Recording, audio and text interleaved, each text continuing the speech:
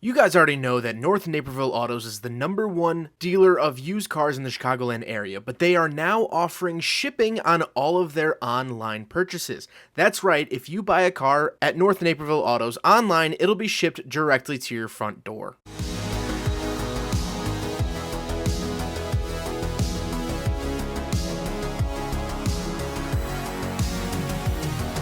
Alright, what's up guys? My name is Zach and today I am driving a 2014 Mercedes C300 4Matic.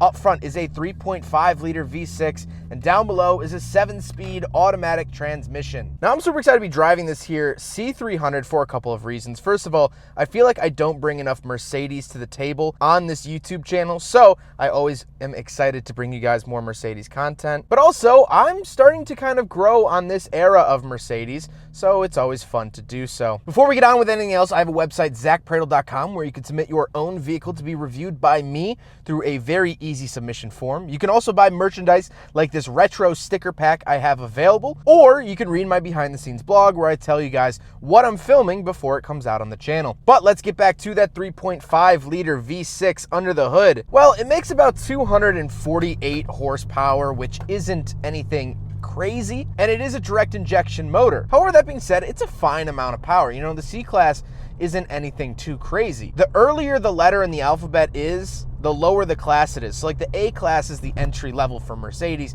Then there's the C-Class, there's the E-Class, and of course the King Almighty S-Class. This isn't anything too crazy, and I think the power is quite adequate. It does have an aftermarket exhaust, but before we talk about the transmission, get a little exhaust clip here.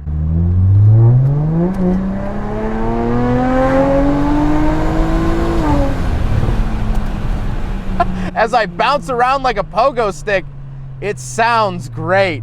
And it's really, really fun to drive. I'm a big fan of that. And the sound definitely sounded sort of like a mean V6. You know, there's some lazy V6s out there, but that sounded good. I really, really like that. This is also riding on BC coilovers. This car has been modified in a couple of different ways, and I am bouncing around in here. Take a quick look at this blooper when I was trying to say the intro. 5 liter.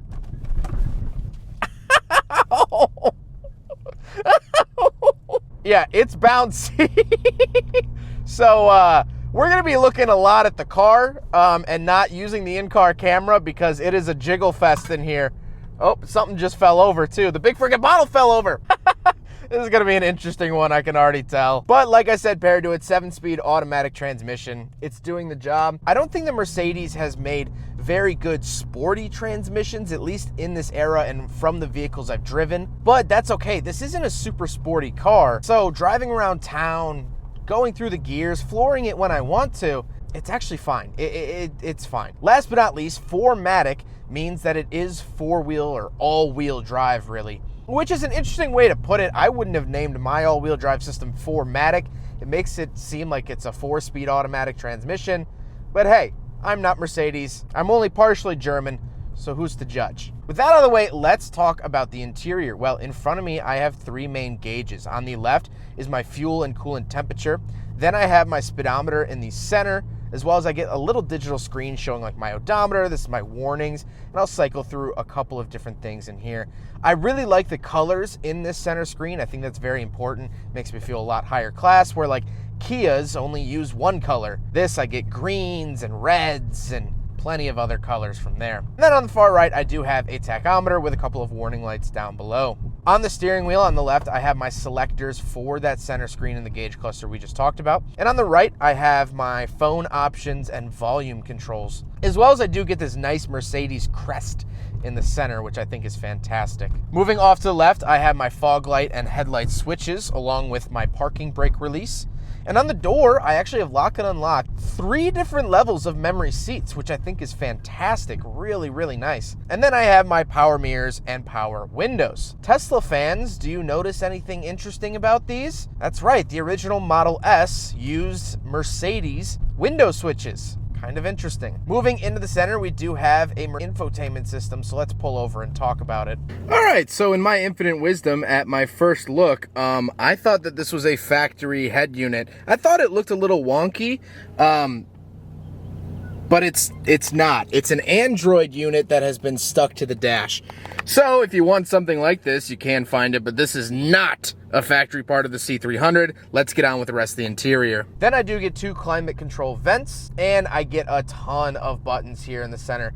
This is really the only part of the interior to me that starts to look dated. I think the rest of the interior holds up really well in terms of design, but all of these buttons for the number pads, no one really uses that anymore. Everyone just connects their phone via Bluetooth or Apple CarPlay. They don't need these number pads. You don't really see that in cars anymore. Down below that, I do have 2 heated seat options for the front 2 occupants, as well as my hazard switch and my eco mode, which is very nice to use.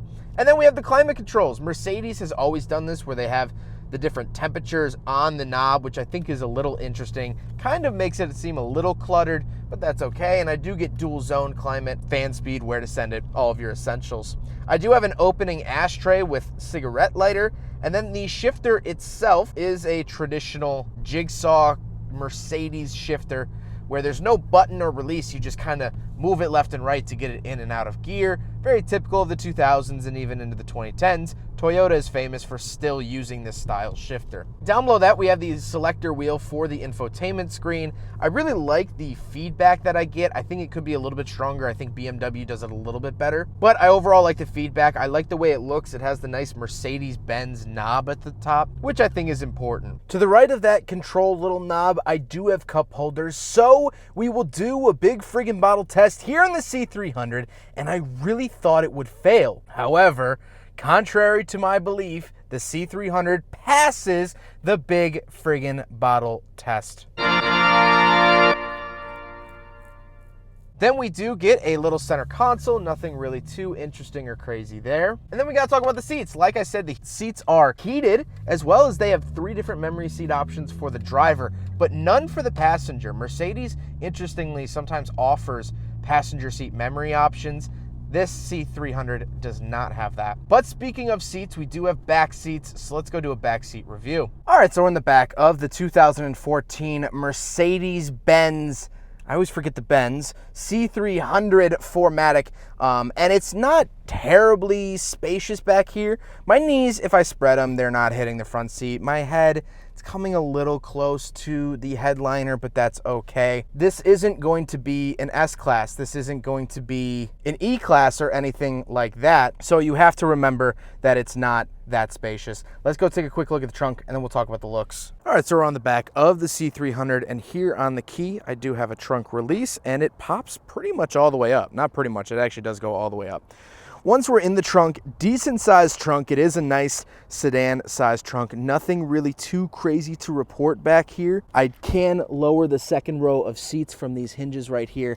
And I do also have this little medical area. I assume the med kit is missing. And I have this other little area over here for some fuses and things like that. Oop, oop, oop, oop. So there you go. Trunk isn't really anything too impressive, but decent sized for a sedan. Now we gotta talk about the looks, and like I said, this is dumped on BC coilovers. It is slammed to the ground, and that has really compromised the ride quality, as well as a duckbill sort of fin has been added to the back, which I'm actually not that mad at. These are the stock wheels, and I think if you swap those out for better wheels, this car would actually be pretty attractive. With all that being said, let's get to my final thoughts on this here C300. Well, I would throw these coilovers in the trash, or at least try to do something about the spring rate or ride quality, because this is really hurting the car, in my opinion. It was a previous owner's modification, and I think that there's a very lonely trash compactor that is waiting for these coilovers to be thrown in. That's just my own personal opinion. However, like that acceleration test, all the features in here, in a stock version of the C300, I'm really happy with it. I think this could be a really decent used vehicle, because obviously these have come down in price a fair amount since 2014. Mercedes, to me, is one of the worst brands to buy brand new, but when you can get them used at a deal, they become one of the best brands, because they depreciate pretty quickly, which is bad for the original owners, but so nice for us that buy used vehicles. And so that's how I feel about this car. It makes great power. I have great features in here. I love my heated seats. It drives and handles well. Yes, I hate the suspension, but that's aftermarket. I can't judge all C300s based off of this one example of suspension. And I'm sure you've heard clamoring in the background this whole time as I bounce. I don't know. I'm honestly really happy with this Mercedes, but then again, I've heard mixed things about reliability. I don't know whether to tell you if these are reliable or not. I genuinely don't. So if you own a C300, please leave a comment. Tell me if your car has been reliable, your experiences with it, because I'm just driving it here on a Monday morning. I haven't lived with one of these, and so I'd love to get that insight from my viewers. But with everything being said, I'm really happy. I like this thing. I felt like I shouldn't, but I do. And maybe in another life where I don't have so many moving and bouncing parts to me, I would enjoy this suspension, but currently I just don't. But that's not for all C300s, it's just this particular example. Well, I hope you guys enjoyed the video. Huge thank you to North Naperville Autos for letting me take out their C300. If you want to own this vehicle or any other of North Naperville Autos' awesome inventory, please check them out.